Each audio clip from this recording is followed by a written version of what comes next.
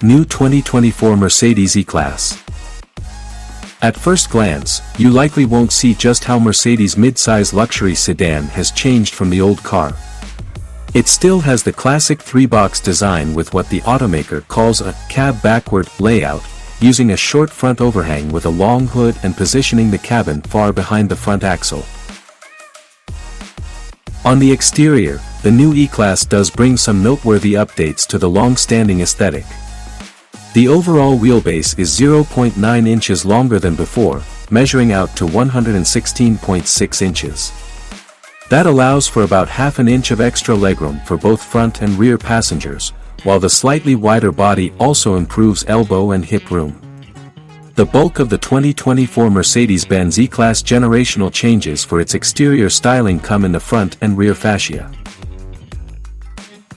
At the front, the new model gets a prominent grille design with a three-pointed star mesh and two illuminated glass fiber bundles on the top and bottom of the grille surround. New LED headlights are part of the package, while the lower fascia also gets an update to look a bit more distinctive than the old E-Class. In the side profile, Mercedes fitted flush door handles that extend outward like the larger S-Class and EQS sedans, and gave the car a distinctive shoulder line for your eyes to follow from front to rear. Around back, the three-pointed star theme continues with the taillights. They're also a bit slimmer than before, again, like the most recent S-Class, with a chrome strip above the lights that extend through the car's entire 75-inch width. Once you're inside the 2024 Mercedes-Benz E-Class, two of the first changes you'll experience are the new steering wheel design we've seen in the brand's other revamped models and the Superscreen. Offering up 39 inches of potential screen real estate, it's not quite as dramatic as the Hyperscreen, but it's a similar philosophy. The driver gets their own 12.3-inch screen, as does the passenger if you elect for that option. The center infotainment display is the largest, as you'd expect, at 14.4 inches. The new E-Class also boasts 5G connectivity, offering much faster data rates than the old LTE systems, at least where you can get a 5G signal. While you'd expect the screen to be the conversation piece, I'll wager folks will actually be talking about the dashboard-mounted camera. That small bump atop the center stack is a selfie and video camera. That lets you take photos or video and participate in video conferencing via WebEx or Zoom when the car's parked. Sticking with the Gen Z-focused changes for a moment, you also get the ZWNC portal embedded within the infotainment system, offering up third-party streaming apps as well as TikTok and Angry Birds. Honestly, I'm not sure whether the older folks who tend to buy the E-Class will actually take to and use these features, but for the influencer generation, there you go. Maybe we'll see a slate of E-Class hosted TikToks before too long, and yes, we'll most likely do one ourselves when we're able to drive the new E-Class. Other noteworthy features include active ambient lighting, which actually pulses in time with the music you're playing or the movie you're watching, if you take advantage of those streaming apps while parked.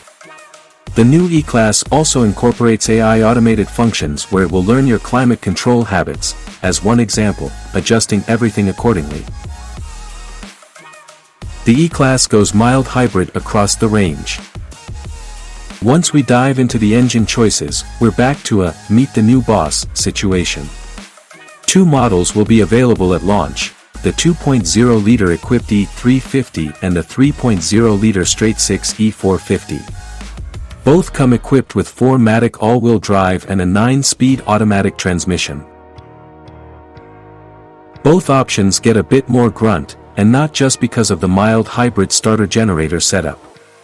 For brief stints, the electric motor will temporarily offer up an extra 20 horsepower and 148 lb-ft of torque.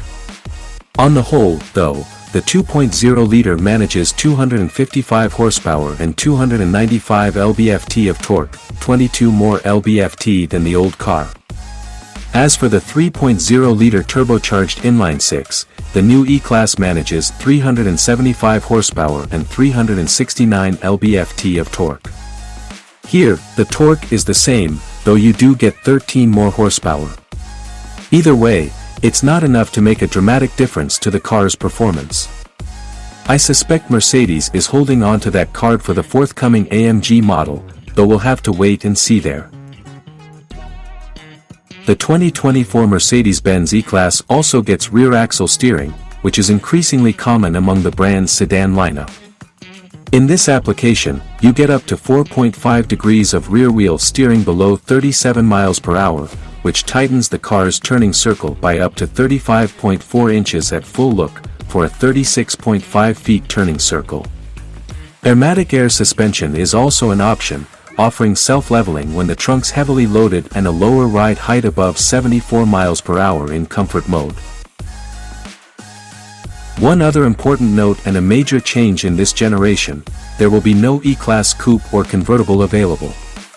The automaker killed off both those options in the C-Class and E-Class, and will ultimately see a convertible position between the two should you have a top-down inclination. Fuel economy figures for the 2024 Mercedes-Benz E-Class aren't available yet, but don't expect them to be drastically different than the current car. The outgoing 2.0-liter E354 Matic manages 24 miles per gallon combined, while the more potent E454 Matic actually does slightly better, at 26 miles per gallon combined. The new E-Class will arrive later this year for US buyers. As with the outgoing E-Class, Mercedes-Benz will build this new car at its Sindelfingen plant in Germany, alongside the GLC crossover. Pricing is not available yet, but the current E354 Matic starts around $60,400. We'd expect this model to be at least slightly more expensive, if not a few thousand higher than the outgoing model. Mercedes presently positions the E-Class around the same price point as its BMW 5 Series rival, while it's already a bit more expensive than the Audi A6. The 2024 Mercedes-Benz E-Class will launch in the US in late 2023, though we don't have a more specific timeframe than that just yet.